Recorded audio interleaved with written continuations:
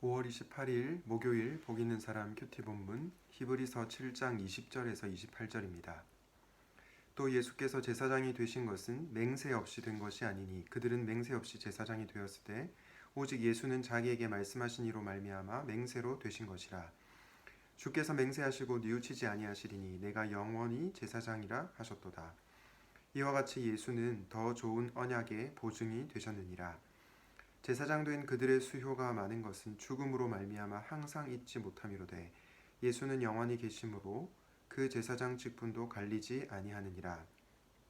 그러므로 자기를 힘입어 하나님께 나아가는 자들을 온전히 구원하실 수 있으니 이는 그가 항상 살아계셔서 그들을 위하여 간구하심이라. 이러한 대제사장은 우리에게 합당하니 거룩하고 악이 없고 더러움이 없고 죄인에게서 떠나 계시고 하늘보다 높이 되시니라. 그는 저 대제사장들이 먼저 자기 죄를 위하고 다음에 백성의 죄를 위하여 날마다 제사 드리는 것과 같이 할 필요가 없으니 이는 그가 단번에 자기를 드려 이루셨습니다. 율법은 약점을 가진 사람들을 제사장으로 세웠거니와 율법 후에 하신 맹세의 말씀은 영원히 온전하게 되신 아들을 세우셨느니라. 아멘. 오늘은 더 좋은 언약의 보증이신 그리스도라는 제목으로 하나님 말씀을 나누려고 합니다. 오늘 본문 22절 말씀에 보면 예수님께서 더 좋은 언약의 보증이 되셨다라고 합니다. 여러분, 보증이라고 하는 단어는 어떤 뜻을 갖고 있습니까? 계약서 혹은 담보물이란 뜻도 있지만 때로 다른 사람을 보증하기 위해서 자신의 생명을 걸고 자신의 생명을 담보로 내어놓은 보증인이다라는 이런 뜻도 있습니다. 사실 예수님께서 그분의 백성을 위해서 우리를 위해서 자신의 생명을 내어주시지 않았습니까? 그런 점에서 오늘 보증이라고 하는 단어를 보증인이라고 보셔도 무방할 것 같습니다. 어제 큐티 설교에서도 말씀을 드렸지만 이 히브리서 7장은 예수님께서 레위직 제사장들보다 더 탁월하다, 뛰어나다, 높으신 분이다 라는 것을 잘 보여주고 있습니다. 특별히 오늘은 예수님께서 더 좋은 언약의 보증이시다 라는 부분을 여러분들과 함께 다루려고 하는데요. 왜 예수님께서 더 좋은 언약의 보증이 되시는지 오늘도 세 가지로 살펴보려고 합니다. 첫 번째로는 하나님께서 친히 맹세하셨기 때문입니다. 히브리서 7장 20절과 21절 말씀해 보니까 레위 계통의 사람들은 맹세 없이 제사장이 되었지만 예수님께서는 자기에게 말씀하시는 분의 맹세로 되셨다라고 말씀합니다.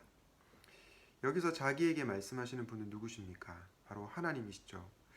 예수님께서 더 좋은 언약의 보증이 되신 첫 번째 이유는 하나님께서 친히 예수님을 두고 맹세하셨기 때문입니다.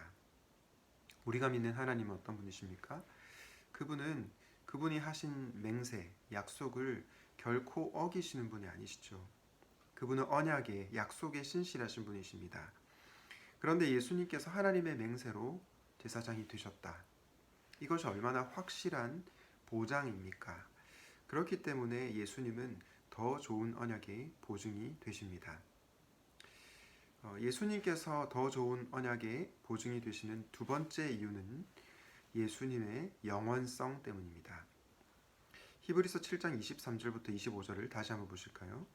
제사장 된 그들의 수효가 많은 것은 죽음으로 말미암아 항상 잊지 못함이로되 예수는 영원히 계심으로 그 제사장 직분도 갈리지 아니하느니라. 그러므로 자기를 힘입어 하나님께 나아가는 자들을 온전히 구원하실 수 있으니 이는 그가 항상 살아계셔서 그들을 위하여 간구하심이라. 이 구절을 통해서도 우리는 레위직 제사장들과 예수님의 이 대조점을 발견할 수 있는데요. 레위직 제사장들은 수효가 많지만 숫자가 많지만 결국은 죽을 수밖에 없습니다. 죽기 마련이죠. 반면에 예수님은 어떤 분이십니까?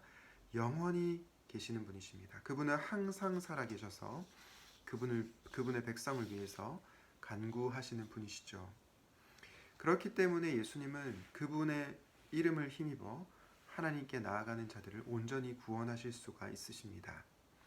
우리는 앞서 히브리서 7장 16절 말씀을 통해 그분이 불멸의 생명의 능력을 따라 제사장이 되셨다라는 말씀을 다루었습니다. 이 말은 예수님께서 죽음에서 다시 사신 부활하신 분이라는 의미가 있다고 말씀드렸습니다. 부활하신 예수님은 우리에게 영원한 생명을 주실 수가 있으시죠. 요한복음 11장 25절과 26절에서 뭐라고 말씀합니까? 예수께서 이르시되 나는 부활이요 생명이니 나를 믿는 자는 죽어도 살겠고 무릇 살아서 나를 믿는 자는 영원히 죽지 아니하리니 이것을 내가 믿느냐. 사랑하는 여러분, 예수님은 부활이요 생명이십니다. 예수님은 영원하신 분으로서 우리에게 영원한 생명을 주실 수 있는 분이시죠. 레위직 제사장들은 우리에게 영생을 줄 수 없습니다. 하지만 예수님은 그렇지 않으시죠. 그렇기 때문에 그분이 더 좋은 보증이 되십니다. 예수님께서 더 좋은 언약의 보증이 되시는 마지막 세 번째 이유는 예수님의 성품과 사역 때문입니다.